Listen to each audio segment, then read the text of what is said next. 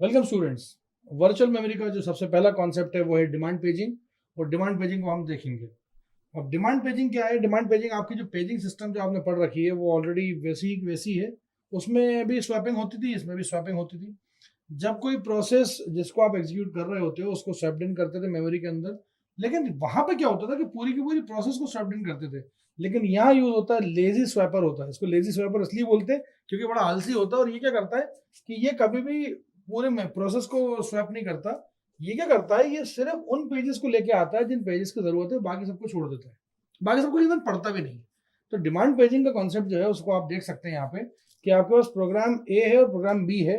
और swap out उसने कितने को कर दिया? उसने 4 5 6 7 को स्वैप आउट कर दिया। इनको उसने जब स्वैप इन करा तो सिर्फ 17 और 18 को करा।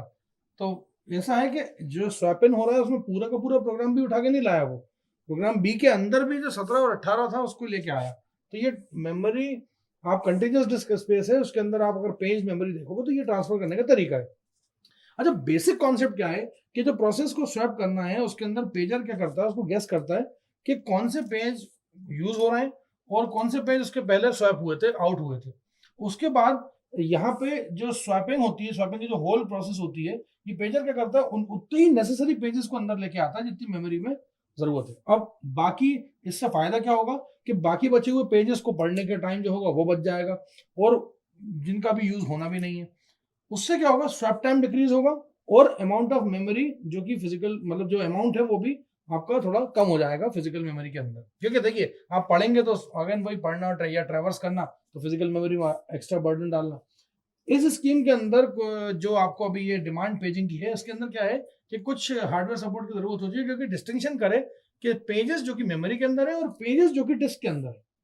अब यहाँ पे दो तरह की बिट्स को सेट किया जाता है।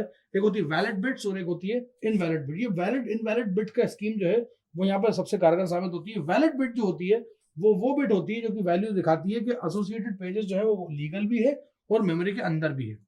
लेकिन अगर मान लीजिए ये जो बिट है अगर इनवैलिड हुई तो ये इंडिकेट करती है कि पेज या तो नॉट वैलिड है या फिर अगर वैलिड है तो वो मेमोरी में नहीं है, डिस्क के अंदर मौजूद है।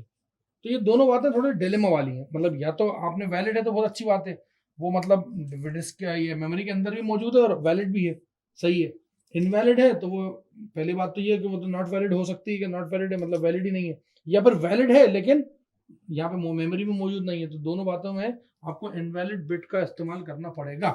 पेज टेबल एंट्री के अंदर पेजेस को लाया जाता है मेमोरी के अंदर जैसे एज यूजुअल लाया जाता है।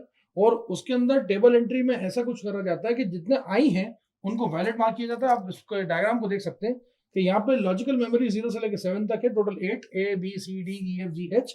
उसके बाद यहाँ पे पेज टेबल के अंदर जो है वो फ्रेम्स जो लिखे हैं वो 4 नंबर 6 नंबर और 9 नंबर जो है उस पर वी लिखा हुआ है, बाकी सबको खाली करा हुआ है।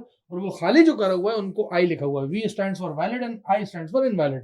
और आप देखेंगे कि जो चुनाव हुआ है 4 6 और 9 का, वहीं पे 4 6 9 पे क्या लिखा हुआ है, उसका ए बी और एफ लिखा है, जो कि शायद आप देखेंगे गौर से कि साथ में आपके दोनों चीजें बनी है। आपको जो ए सी और एफ दिख रहा है वो फिजिकल मेमोरी है, उसके साइड में जो आपको जो टब जैसा दिख रहा है वो एक्चुअल में डिस्क है।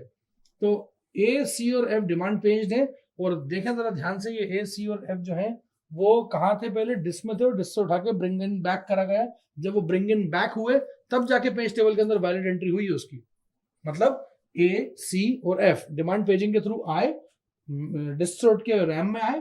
जब रैम में उठ के आए तो वो वैलिड हुए और वैलिड होने के बाद उसकी बिट को सेट कर दिया गया।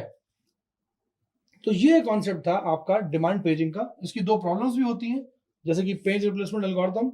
मतलब यहाँ पे पेज रिप्लेसमेंट एल्गोरिथम चाहिए आपको जब भी आप कभी कोई फ्रेम यूज करते हैं तो उसके लिए।